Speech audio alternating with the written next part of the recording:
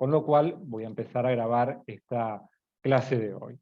También, como les adelanté en el correo, además de la corrección de la guía de lectura número 1, en el inicio voy a realizar una breve explicación teórica a partir del eje central que ustedes seguramente, porque han accedido a los textos y han resuelto las consignas que le planteaba en la guía de lectura,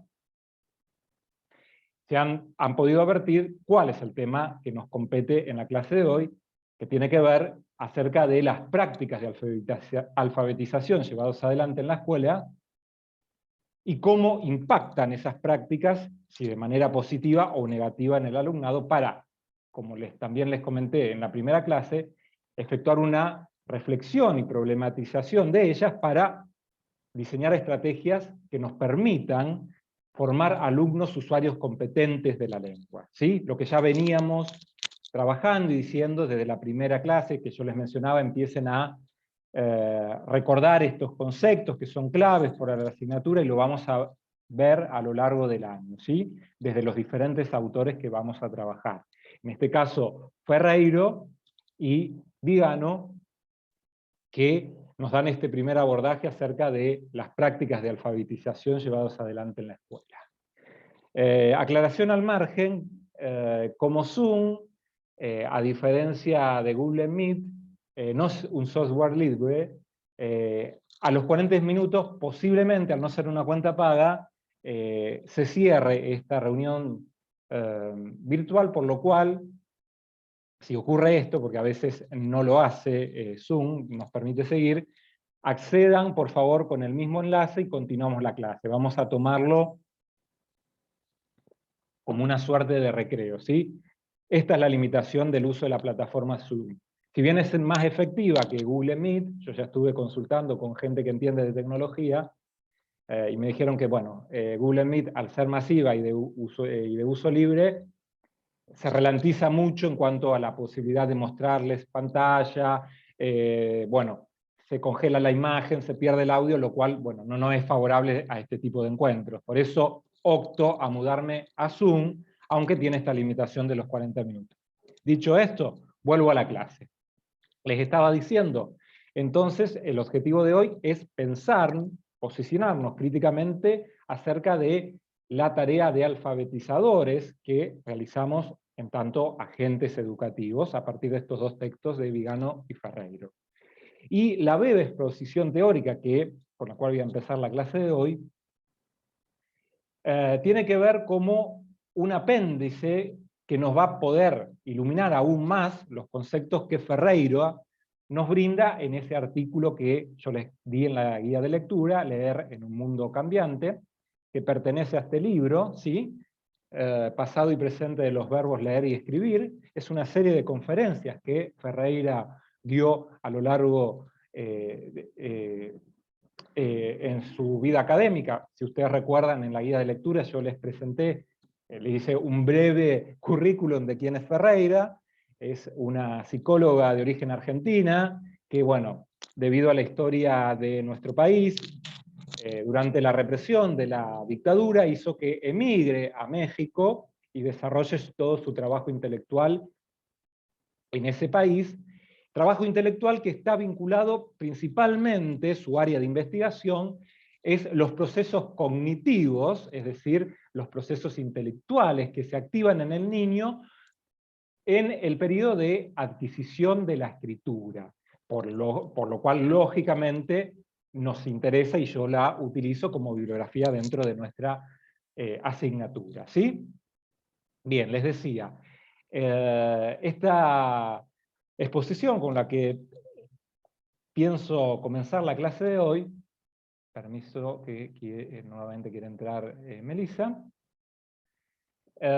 complementa algo de lo que Ferreiro nos advierte en ese texto que yo les he dado en la guía de lectura, que tiene que ver el vínculo entre, que en este contexto de pandemia me parece central, el vínculo que se da en la enseñanza de la escritura con las nuevas tecnologías. ¿Qué aportes nos brindan los dispositivos tecnológicos y cuáles son los peligros en el uso de la tecnología para las prácticas alfabetizadoras.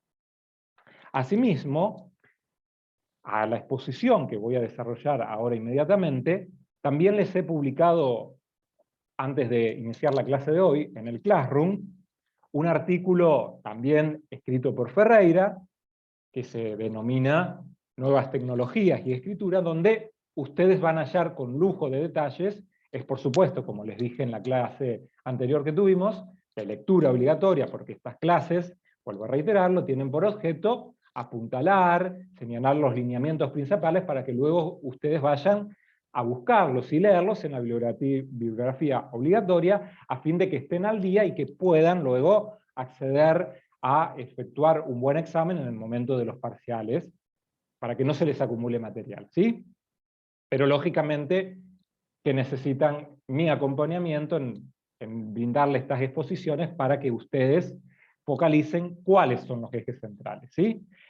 Ese artículo de Ferreira nos va a ser de utilidad para complementar la pregunta número 5 que ustedes tenían en la guía de lectura, que les pregunta concretamente acerca del uso de las tecnologías de escritura en las prácticas de alfabetización. Bien, vamos a comenzar entonces. Permiso, que hay otra alumna que quiere ingresar. Antes de revisar la guía de lectura, a comentar algunos aspectos de este artículo de Ferreira. Buenas tardes, Andrea. Si ustedes quieren tomar nota durante mi exposición, para luego una consulta, o simplemente quieren tomar un registro, porque es una estrategia que, por lo menos para mí, es de utilidad. En el momento de las clases presenciales yo siempre se lo señalaba a las alumnas: tomen nota de lo que uno va exponiendo para luego ir a hacer ese procedimiento de búsqueda de los conceptos en la bibliografía de los autores, ¿sí? Bien. Ferreira señala que la aparición de nuevas tecnologías de escritura ha suscitado cambios en las prácticas sociales, en el uso de la escritura. Por ejemplo, pensemos en una tecnología ya antigua, vetusta para nuestra contemporaneidad, como es la aparición de la máquina de escribir, la cual, para exponerles y graficarles qué quiero decir con esta afirmación que retomo de Ferreira, la invención de la máquina de escribir supuso una limitación del uso de la escritura manuscrita, que era la tecnología que contábamos hasta el momento, únicamente para el espacio privado. Se escribía a mano, cuando en ese tiempo, pensemos de antaño, cuando no existía otra tecnología de escritura, para redactar cartas o mensajes, una nota limitada al contexto familiar. Buenas tardes, Sofía. Mientras que Buenas tardes. estoy exponiendo el tema, un breve agregado al tema que vamos a trabajar hoy sobre la guía de lectura. Les decía, la aparición de la máquina de escribir cambió el uso de la escritura manuscrita únicamente para el ámbito íntimo, familiar, mientras que el uso de la escritura mecanografiada pasó a estar limitada al uso público, es decir, los documentos que tenían una circulación social comunitaria, no era ya al contexto familiar. Este es uno de los ejemplos que me parece lo suficientemente ilustrativo para que ustedes tomen conciencia de cómo efectivamente las tecnologías inciden en los usos que los hablantes, la comunidad, hace de ella. Pese a que en la realidad social ocurren estos cambios, la escuela no ha tenido en cuenta esta incidencia.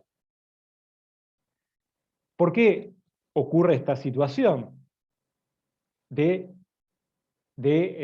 falta de consideración a la aparición de nuevas tecnologías de escritura, debido a un vínculo históricamente problemático de la currícula escolar con las nuevas tecnologías, debido a la existencia de un prejuicio de que la tecnología vendría a ser un factor negativo y perturbador de la escritura, entendiendo, si ustedes consultan a algunos familiares mayores como sus abuelos, tanto la noción tradicional de enseñanza de la escritura tiene que ver con una noción que, lo adelanto, pero si ustedes han resuelto la guía de lectura, pueden haberlo advertido, es una noción vetusta y que explica el fracaso de la escuela en la alfabetización de nuestros alumnos, porque se entiende la enseñanza de la escritura como una técnica, como una enseñanza de caligrafía. Por eso les decía, si ustedes consultan a sus abuelos, posiblemente les cuentan su experiencia en donde se les enseñaba solamente a escribir con la mano derecha, una determinada forma de letra, con lo cual ahí tienen un ejemplo cabal de enseñanza de la escritura, una enseñanza vetusta para nuestra sociedad contemporánea, de enseñanza de alfabetización como caligrafía, ¿sí? Por lo cual, a ello estoy apuntando que la resistencia de la escuela a la incorporación de las nuevas tecnologías tiene que ver con el hecho de que otras formas de escritura vendrían a corromper esa escritura manuscrita primigenia, inicial, frente a lo que es una situación netamente de prejuicio, como ya vamos a ver a continuación, ¿sí? No existe una escritura primigenia. El lenguaje cambia constantemente, con lo cual debemos desplazar esa noción esencialista de que existió una primera escritura que estamos reproduciendo de forma manuscrita en la actualidad, ¿sí? Bien, un ejemplo de cómo ha ocurrido históricamente esta resistencia de la currícula escolar a incorporar las nuevas tecnologías de escritura, también si ustedes consultan a sus adultos mayores, posiblemente se den experiencias en donde, con la aparición de la máquina de escribir, nunca ha sido incorporada de manera integral por parte del sistema educativo, sino que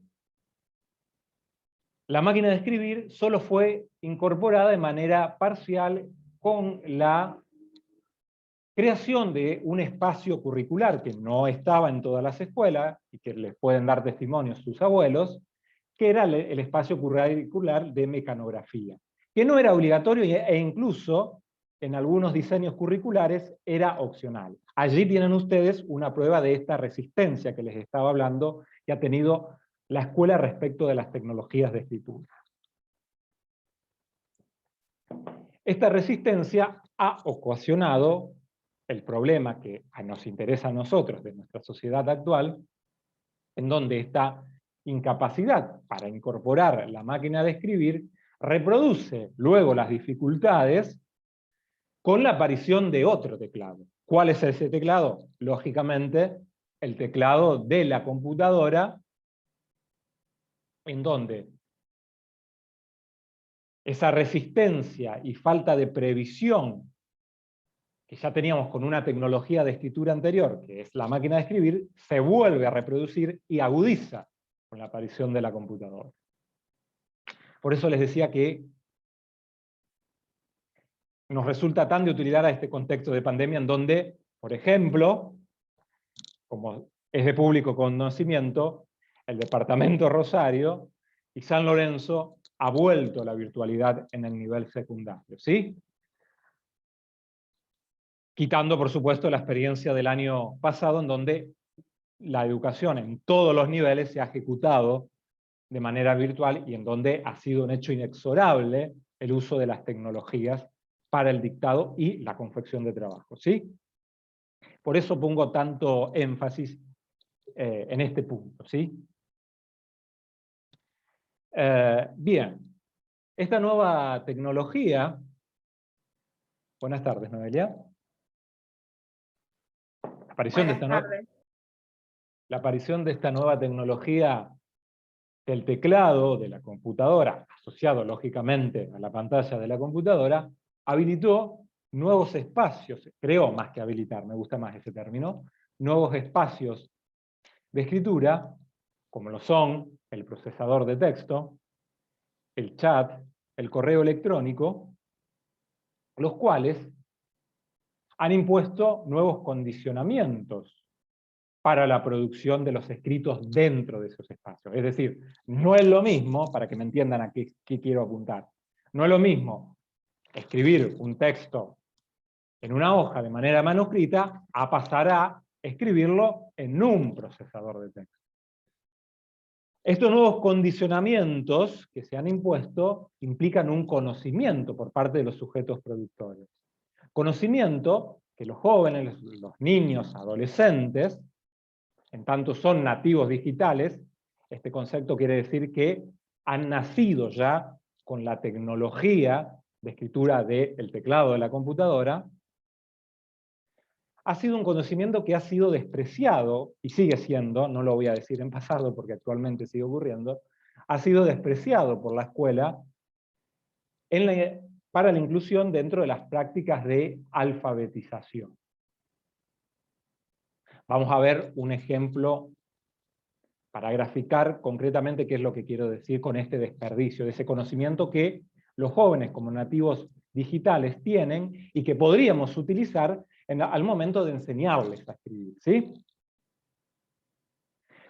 En el caso del espacio de escritura del procesador de texto, el nuevo condicionamiento que ha impuesto este procesador, si lo comparamos con la tecnología anterior, que es la máquina de escribir, en el caso de la máquina de escribir, la tarea de corrección era una labor ardua y poco satisfactoria. ¿Por qué? Por el hecho de que, ante la advertencia de un error, el sujeto productor de ese texto debía efectuar una enmienda a partir de tachaduras o sobreescritura, donde detectaba una falta. Con la cual, la versión definitiva de ese texto dejaba ver todo este conjunto de enmiendas, donde el texto, bueno, me gusta la metáfora, y la voy a decir de hecho, que utiliza Ferreiro, dejaba ver un texto con cicatrices, ¿no? Donde estaban presentes esas tachaduras que había hecho el propio autor de ese texto. Frente a la nueva tecnología, que es el procesador de texto, que ustedes cabalmente lo pueden experimentar en tanto usuarios del procesador de texto, se modifica radicalmente esa labor de edición, de corrección. Porque la edición se efectúa en el mismo documento, y a su vez existe una posibilidad indefinida de someter a correcciones a ese texto, o a ese documento que estoy produciendo en Word. Y al final, lo que obtengo no es una versión donde se ven esas enmiendas, esas correcciones, sino una hoja que no demuestra, cuando yo imprimo ese documento de Word, que no deja ver, a diferencia de la escritura mecanografiada, no deja ningún testimonio de las ediciones que le realicé. Lo que nos importa de esto, más allá de llevarlos a mostrarle cómo se modifican las condiciones de producción entre una tecnología y otra, máquina de escribir y teclado de computadora,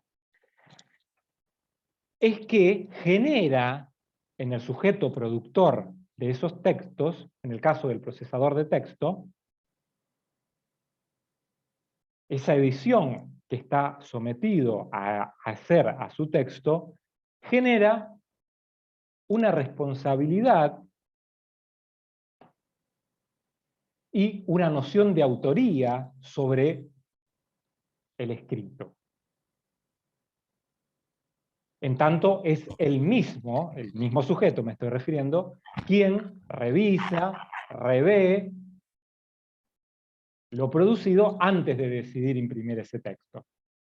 De hecho, ningún alumno, para llevarlas también a otro ejemplo gráfico, en ningún momento de la educación virtual que atravesamos el año pasado, nos entregaba a los profesores un trabajo práctico sin ningún miramiento, o digamos, tal cual lo escribió en una primera instancia, nos lo envió, porque sabe que esa primera escritura, si no es sometida a esa revisión, muy posiblemente va a contener algunos errores. Esto es lo que quiero decirles. Esta edición que nos facilita, el procesador de texto genera en el sujeto productor una noción de responsabilidad intelectual sobre eso que escribió. Que nos interesa porque puede ser utilizable dentro de la enseñanza, de la práctica de escritura, de la alfabetización, a partir de dotar de responsabilidad a nuestro alumno sobre lo que escribe.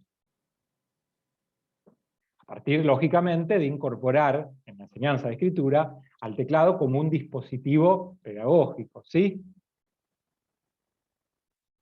Lo cual, lógicamente, si hacemos esto, que la escuela no hace, de hecho, en la actualidad, y tiene que ver con las falencias de las cuales Ferreiro, en ese texto que ustedes tenían en la guía de lectura, señala muchas veces en ese texto, porque es una crítica incisiva e insistente de Ferreiro, por eso les di, lógicamente, esa bibliografía.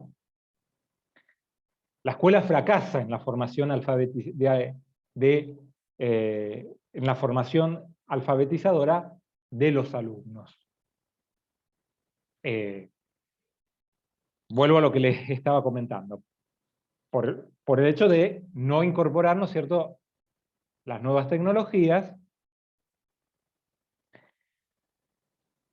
en donde existe esta resistencia a la incorporación, porque por el caso que les estaba ejemplificando, la posibilidad de usar el procesador de texto para generar en el alumno una noción de responsabilidad y de corrección por su propia motivación sobre el escrito,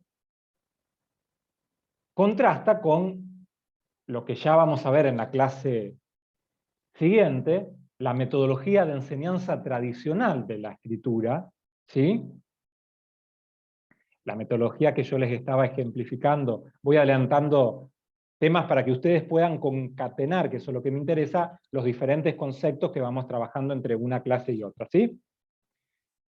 El ejemplo que yo les proponía de usar, ¿no es cierto?, el teclado como un dispositivo pedagógico a partir de la generación de la responsabilidad autoral del sujeto productor sobre su escrito, ¿sí? Tiene que ver con una metodología de enseñanza de la escritura procesal, que la vamos a ver en la clase número 3, ¿sí? La clase siguiente, que contrasta con la metodología de enseñanza tradicional, en donde el rol de corrección estaba reservado exclusivamente al docente, quien era la autoridad para corregir el texto que le entregaba el alumno. Aquí, a diferencia, quiero que noten este contraste, lo que estoy proponiendo, lo que está proponiendo, no vamos a ser tan egocéntricos, lo que propone Ferreira como solución, ¿cierto?, frente a la deficiencia que demuestra la escuela en la alfabetización, es utilizar el dispositivo que nos habilita la tecnología del teclado de la computadora para dotar de responsabilidad al alumno sobre el texto que produce, ¿sí? Es decir, es una responsabilidad compartida, esto estoy adelantando mucho, no se asusten, ya lo van a ver con detalle en la clase siguiente, una responsabilidad compartida entre docente y alumno, diferente del modelo tradicional en donde es el docente quien señala cómo escribir. Recuerden lo que les decía al inicio de la clase, entender la enseñanza de la escritura como técnica, como caligrafía, ¿sí?, como hacer buena letra, si les resulta más sencillo en cuanto recurso memotécnico para recordar, a diferencia de una metodología procesal en donde hay una relación dialógica entre docente y alumno para enseñar a escribir, ¿sí? El docente no se posiciona como autoridad excluyente que determina qué escribir, cómo escribir, y fija la calidad de ese escrito al final cuando hace la corrección. Bien. Vamos a volver un poquito a Ferreiro, que me fui mucho para el tema de la próxima clase, ¿no? Bien. Otro de los espacios de escritura que es habilitado por el teclado, y que es un tema urticante, vamos, muy entre comillas, vamos a decirlo, pero para que me entiendan lo que quiero decir, para los docentes, ya voy a desarrollar por qué, es la aparición, ¿no es cierto?, del chat, que no solo se desarrolla lógicamente en la computadora, sino que principalmente a partir del celular, con la aplicación, ¿no es cierto?, de WhatsApp, que los jóvenes, va de suyo, ni hace falta que lo explique, los jóvenes lo utilizan las 24 horas del día, ¿no? ¿Por qué es un tema urticante para los docentes? Porque, lógicamente, el celular, al ser un dispositivo chiquitito, esto no es un celular, pero para graficarles la dimensión de un celular, al ser una pantalla diminuta, ¿no es cierto?, al tener un espacio limitado, nos exige entonces, como productores, acortar las palabras. Y aquí aparecen el uso de abreviaturas que los jóvenes hacen, y mucho, en un uso creativo del lenguaje, para que ustedes ya vinculen con lo que vimos la clase anterior, una propiedad del lenguaje, recuerden, es la creatividad, y se vuelve un tema urticante para los docentes porque se plantea el problema de qué hacer con esa abreviatura que nos presentan los escritos de los adolescentes en la escuela, ¿sí? ¿Por qué ocurre? Además de lo que les decía, la aparición de abreviaturas dentro del chat, porque también la dinámica de comunicación, y acá cito textualmente a Ferreira, me está diciendo, por eso me distraje, Zoom, que se nos está terminando el tiempo, así que si se corta, vuelvan a entrar, reitero, con el mismo enlace y seguimos con la clase, ¿sí? Bueno, vuelvo a la explicación. Además de la limitación espacial, ¿no es cierto?, del teléfono celular, el chat, como les decía, y cito textualmente a Ferreira, tiene una dinámica de comunicación ultra rápida. ¿Qué significa esto? Que la lectura y escritura está pensada a realizarse de manera rápida, por lo cual obliga al productor de esos textos a utilizar abreviaturas. Y la aparición de abreviaturas, los textos escritos por los jóvenes, ocasiona generalmente la sanción por parte de los docentes, fundada en el prejuicio de que esa abreviatura es un factor distorsivo de la escritura manuscrita. Recuerden lo que decíamos al inicio de la clase, la concepción de la escritura manuscrita como la fuente original de la escritura, ¿sí? Ahí tienen la conexión ustedes con este prejuicio que se sustenta dentro de los docentes, ¿sí? ¿Por qué digo que es prejuicio? Por el hecho de que los docentes olvidan la existencia de un conjunto numeroso de abreviaturas de uso habitual en la vida diaria, ¿no? Abreviaturas que no presentan ninguna regla de composición homogénea. Un ejemplo de ello, para que me entiendan. Fíjense, la abreviatura de doctor, de R, o teléfono, TEL, en el primer caso, toma la primera letra y la última. Y en el caso de teléfono, únicamente las 3 letras iniciales, ¿sí? Con lo cual, no hay ninguna regla de por qué se producen que justifique la producción de abreviaturas, ¿sí? Que tampoco pueden exigir respecto a los docentes y ver como un factor distorsivo, lo que les venía comentando, la aparición de las abreviaturas que los jóvenes crean para hacer uso de el chat dentro de los diferentes dispositivos, ¿sí? Por otro lado, Ferreiro, y esto me interesa también recalcarlo, habla de un prejuicio de los docentes acerca de el uso de abreviaturas por parte de los jóvenes por el hecho de que la mayoría de ellas están motivadas, y de hecho los jóvenes escriben así, todos lo hacen con abreviaturas o sin, en tanto gesto de transgresión. ¿Qué quiero decir con esto? ¿O qué quiere decir Ferreiro más que yo? Crear una escritura diferente a la del adulto. Pero todo acto de transgresión implica, si yo me revelo algo, es que sé algo de eso a lo que me quiero revelar. Con lo cual, los jóvenes tienen un conocimiento sobre el sistema de escritura alfabético, con el cual operan y llegan a la creación de las abreviaturas. ¿Sí? Bien. Por otro lado,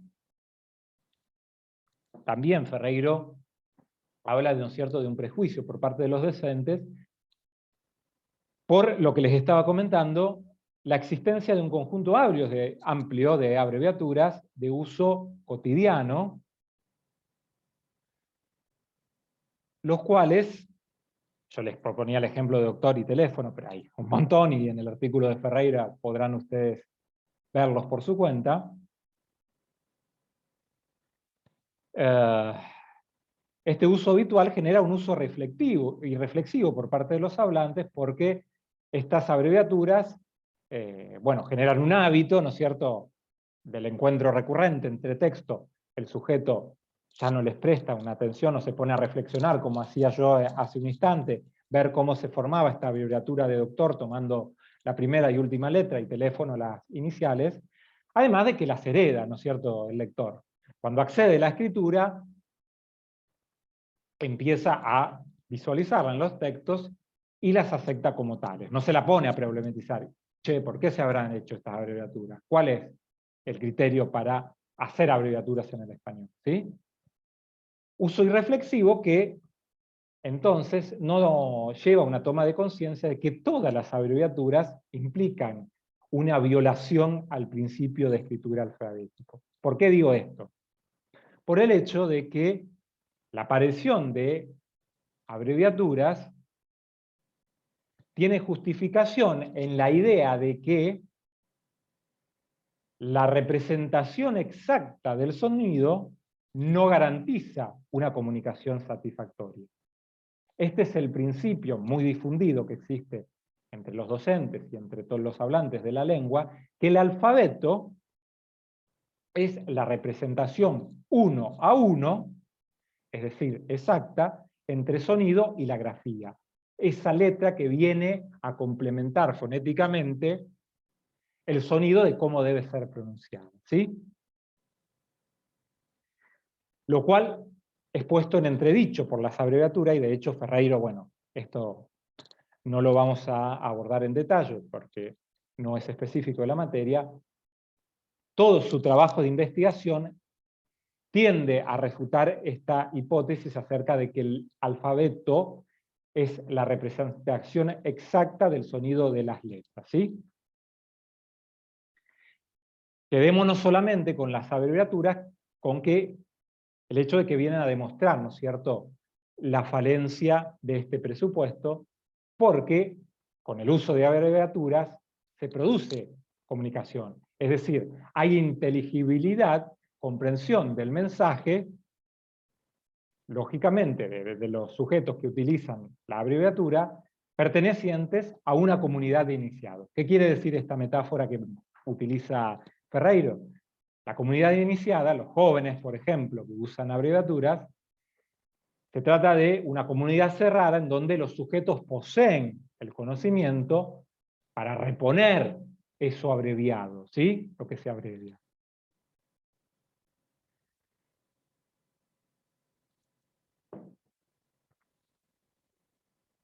Bien, la invención por parte de los jóvenes, si bien es cierto que no reviste un proceso sistematizado,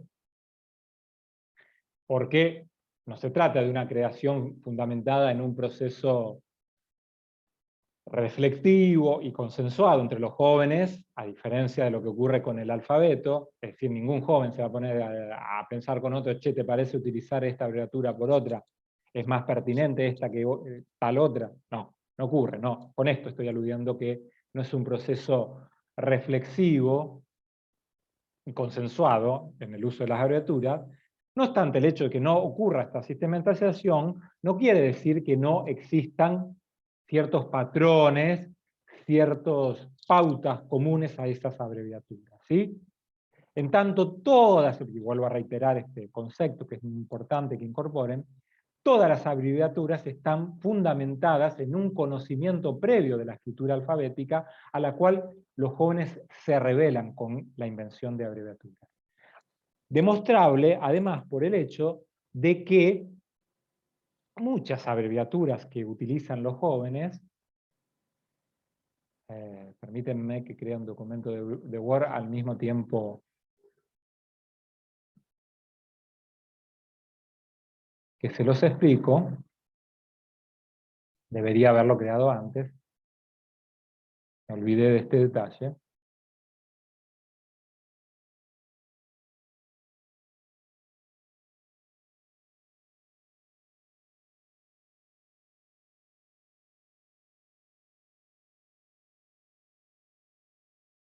Les decía, muchos procedimientos que utilizan los adolescentes para crear abreviaturas son similares. Profe, no se escucha. A ver si se me escucha ahora, debe ser porque estoy escribiendo simultáneamente en el Word.